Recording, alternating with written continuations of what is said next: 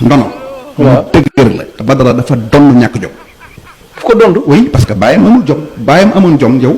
léegi supposons rek.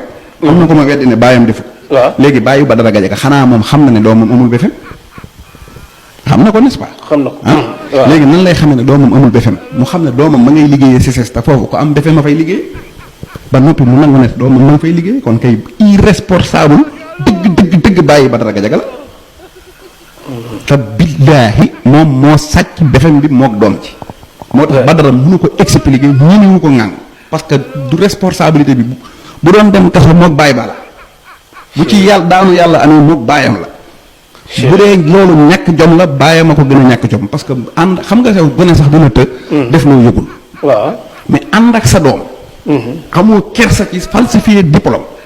amoo kersa ci wutal ko liggéey boo xam ne sama bàyyi ci tappale la ko teg. kooku boo juree doom bu ñàkkee jom. war na ko Badara nu mel war na ko ndax golo ñaawul bàyyi ba la nuru ku ne golo daa ñaaw da ngaa gisul baayam. ku ne Badara Gadiaga amut jom da ngaa xamut baayam. xamoo li baayam def parce que moo baayam réeroo wuñ ci sàcc diplôme mii. parce que Idrissa Seck la jege. waaw daal di profité ci loolu. léegi imaginer que Badara Gadiaga kon bu doon mooy Amadou Sall.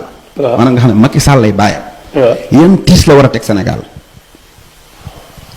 bu doon mooy Karim Wade nga xam ne danaan sama baay président de la république la kon lan la war a teg Sénégal. yow koo xam ne da nga naan sama baay.